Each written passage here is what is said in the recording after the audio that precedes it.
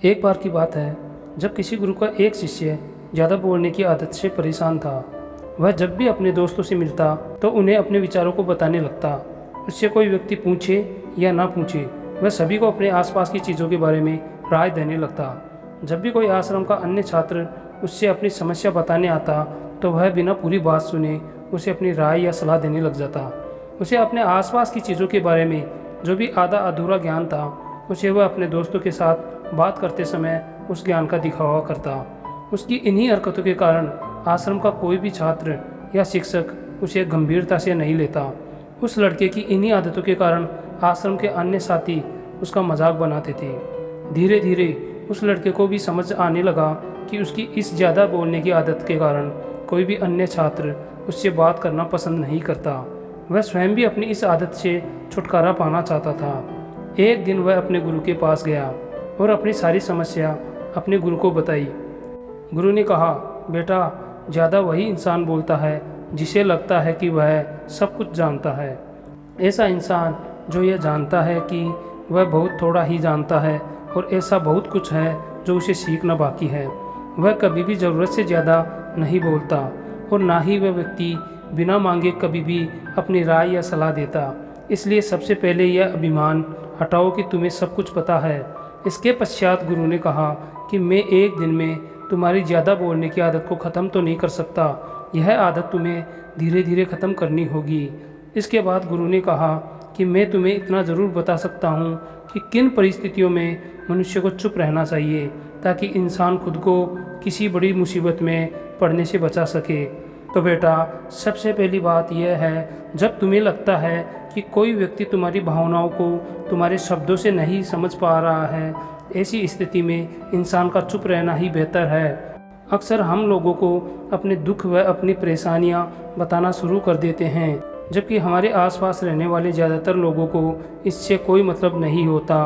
हर इंसान को केवल खुद से ही मतलब होता है। एक या दो बार कोई इंसान तुम्हारी दुख व तकलीफ़ों को सुनेगा, लेकिन इसके बाद वह तुमसे दूर भागना शुरू कर देगा, क्योंकि कोई भी व्यक्ति दुखी व असहाय इंसान के साथ रहना पसंद नहीं करता है।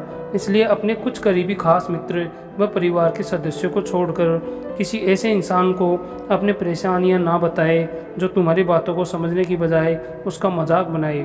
दूसरी बात यह है, जब तुम्हें यह पता हो कि किसी विशेष मौके पर क्या बोलना है या किसी विशेष घटना के बारे में तुम्हें आधा अधूरा ज्ञान हो, तो ऐसे मौके पर हमेशा चुप रहना चाहिए। अक्सर व्यक्ति अपने आधे अधूरे ज्ञान के कारण हंसी का पात्र बनता है।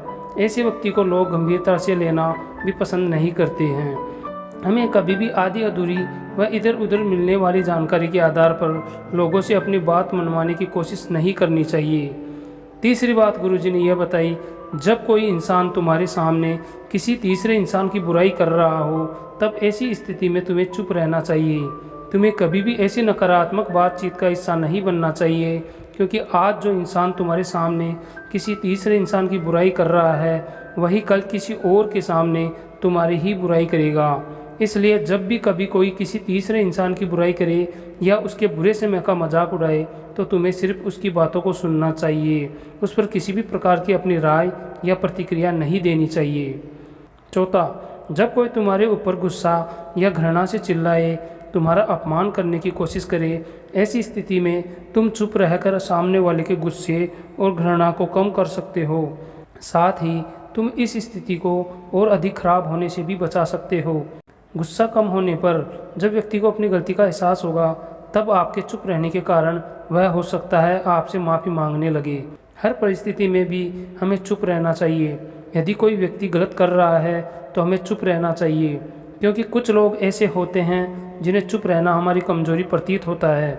गुस्से के दौरान चुप रहने का यह तरीका हमारे सगे संबंधी, हमारे परिवार व मित्रों के लिए सही है, ना कि हर इंसान के लिए। हर जगह चुप रहने का कुछ लोग गलत फ़ायदा भी उठा सकते हैं। पांचवा, जब कोई इंसान तुमसे अपने जीवन की कोई दुख भरी घटना या परेशानी साझा कर रहा हो, ऐसी स्थिति में तुम्हें चुप रहकर सिर्फ उसकी बातों को सुनना चाहिए। कुछ लोग ऐसे भी होते हैं जिन्हें अपनी समस्या सुनाने पर वे तुरंत समाधान देने लगते हैं, जबकि कोई इंसान जब अपनी परेशानी बताता है तब वह चाहता है कि हम उसकी पूरी बात ध्यान से सुनें। क्योंकि जब हम किसी की पूरी बात ध्यान से सुन लेते हैं तो उस इंसान को एक आत्मिक शांति का अनुभव होता है। उसे लगता है कि कोई तो है जो मेरी बात को ध्यान से सुनना पसंद करता है।